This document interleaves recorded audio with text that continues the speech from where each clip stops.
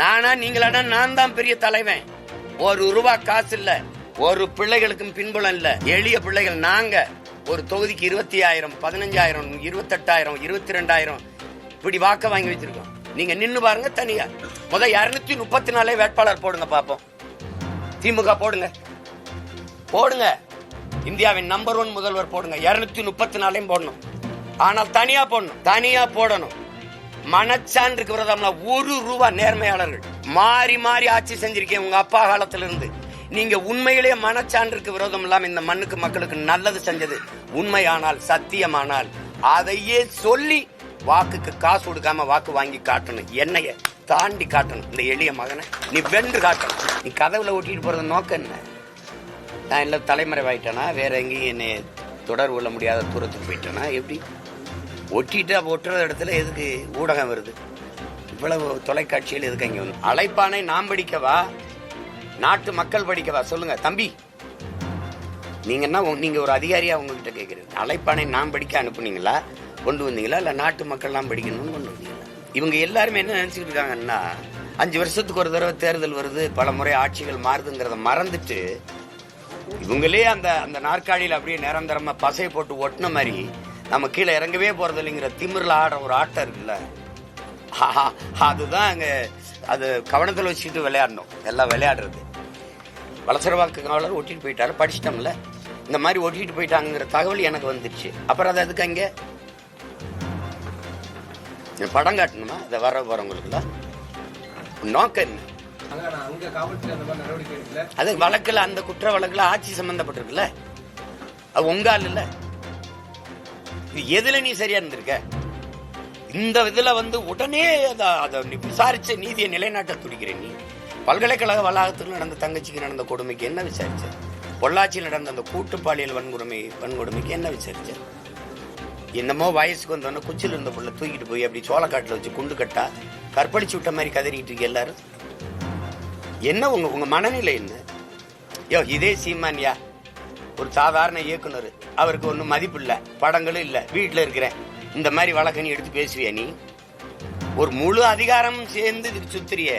ஏன்னா என்னை பார்த்து நீ நடுங்கிட்ட, என்னை சமாளிக்க முடியல, என்ன செய்யறது தெரியல. நான் எடுத்து வைக்கிற கருத்துக்கு, அரசியலுக்கு என்னோட மோதி ஜெயிக்க முடியல. அப்பப்ப ஒரு பொம்பளை கொண்டாந்து முன்னாடி நிறுத்துற தானே. வேற என்ன காரணம் சொல்லு? என்ன இதுல நடக்குது?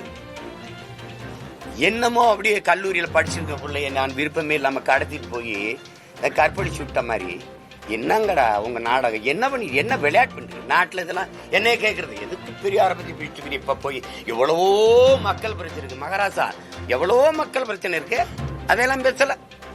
எவ்வளவு திமிரோட இருக்கேன் பாரு. என்னை நீ சமாளிக்க முடியல, என்னை எதிர்த்து நின்று அரசியல் செய்ய முடியல. இவ்வளவு அதிகாரம், படைபலம், ஓட்டுக்கு காசு கொடுக்காம 10,000 ஓட்டு ஒரு தொகுதிக்கு வாங்க முடியுமா? எதுக்கு பெரிய கட்சி? உண்மையிலே பெரிய கட்சி நான் தான். நீங்கள் பார்த்து கொண்டிருப்பது மே டிவியின் முக்கிய செய்திகள். நீங்க எல்லாம் அதை எப்படி பாக்குறீங்க? ஒரு ஊடகவியலாளரா சரி, இல்ல பொது மனிதரா எப்படி பாக்குறீங்க? ஊடகத்துறையினரே காவல்துறை எதுக்கு எடுக்கிற பொண்ணை ஏன் கூட்டிட்டு வந்த? அழைப்பான யாருக்கு? எனக்கு. நான் எங்க இருக்குன்னு தெரியுமா? தெரியாது. தெரியும். ஏற்கனவே 3 நாளைக்கு முன்னாடி வீட்டில் கொடுத்தீங்க. அப்போல்லாம் நீங்க ஊடகத்தை அழைச்சிட்டு வரல. இப்போ நான் பயணம் பண்ணிட்டு இருந்தேன் இங்கே கட்சி வேலைக்கு. அப்போ சொல்லிட்டு தான் வந்தேன், நான் விளக்கம் தர்றேன். இது ஒரே வழக்கு. அது ஏற்கனவே 3 மணி நேரம் போய் நான் காவல் நிலையத்தில் விளக்கம் அளிச்சிட்டேன். அப்போ அதே தான் திருப்பி மறுபடியும் சொல்லணும். சரி, அதை நான் வரணுன்ற. இப்போ நீதிமன்றம் 3 மாசம் அவகாசம் கொடுத்துருக்கு, காலம் கொடுத்துருக்கு. அதுக்குள்ள நீங்க விசாரிச்சு அதை தாக்கல் செய்யணும். 3 நாள்ல முடிக்கணுங்கிற அந்த அவசரம், அந்த வேகம் காட்ட வேண்டிய தேவை என்ன இருக்கு? சரி, நான் ஒசூர்ல இருக்கிறேன்னு தெரியுது இல்ல, உங்க காவல்துறை தான் நிக்குது. தினம் இதே மாதிரி ஊடகத்தை சந்திச்சுட்டு இருக்கேன். ஒசூர்ல இருக்கிறேன்னு என்ன ஒவ்வொரு நகரமும் உங்களுக்கு தெரியும். அப்ப நீங்க இங்கிருந்து பெங்களூர்ல போய் அவங்க வீட்டுல போய் அந்த அம்மா வீட்டுல போய் விசாரிச்சுக்கிட்டு வர நீங்க என்னை காவல் நிலையத்துக்கு வாங்குறீங்க. நீங்க இங்க விசாரிக்கலாம், இல்ல நான் வந்தவொடனே விசாரிக்கலாம்.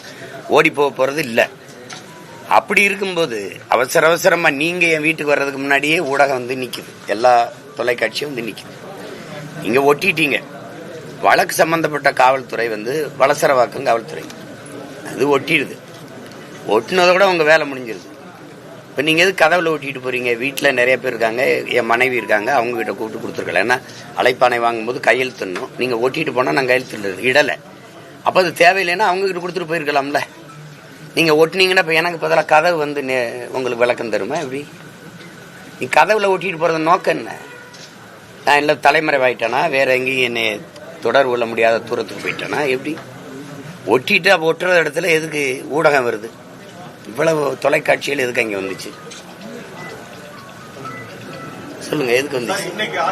எதுக்கு வந்துச்சு? ஒட்டிட்டில அதோட வேலை முடிஞ்சதில்ல. அப்போ கிழிக்கிறேன், கிழிக்காம போறேன். அதை என்ன அதை அப்படியே வச்சு இல்லை இப்படி கட்டம் போட்டு பூஜை அறையில் மாட்டிக்கணுமா? உங்க அழைப்பானைய சம்மனை இது என்னன்னு சொல்லுங்க. இது எந்த மாதிரி அணுகுமுறை? நீ எதுல நேர்மையா இருந்திருக்க? இதுல இவ்வளவு துடிக்கிறப்ப இதுல எந்த மாதிரி அணுகுமுறை? நான் வரலைன்னா தான் பரவாயில்ல, நான் வந்து ஏற்கனவே விளக்கம் அளிச்சிருக்கேன், மறுபடியும் வருவேன்றேன். இப்ப எதுக்கு இவ்வளவு பதட்டம் அடைகிறீங்கிற? அதுக்கு அங்க இருக்கிறவங்களை அடிச்சு, எங்க வீட்டுல இருக்கிற பிள்ளைகள் யாரும் இப்படி, ஐயா எனக்கு அந்த ஓய்வு பெற்ற ராணுவ அதிகாரி இருக்காரு, அவரும் அவ்வளவு ரொம்ப நல்ல மனிதர், கண்ணியமான மனிதர். நீங்க தான் அடிச்சு போய் நீங்க வலசரவாக்கம் காவல் நிலையத்தில் இருக்கிறதுக்கு நீலாங்கரை காவலர் வந்து உதவி ஆய்வாளர் வந்து அந்த ஆய்வாளர் வந்து அடிச்சு இழுத்துட்டு போக வேண்டிய அவசியம் இருக்கு? அடிச்சு இழுத்துட்டு போற அளவுக்கு என்ன குற்றம்? அதை கிழிச்சது தானே.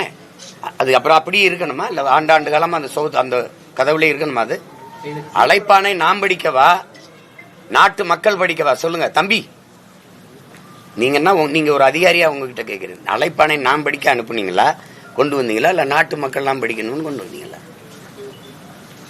அதுக்கு அது அவ்வளவு பெரிய குற்றம். அது கிழிச்சா அடிச்சு இழுத்துட்டு போய் நேர நீ காவல் நிலையத்தும் கொண்டு போல, வேற ஒரு இடத்துல ஒரு தடல்ல ஒடிச்சா அடிச்சுட்டு நீ போய் படுத்துக்கிட்ட.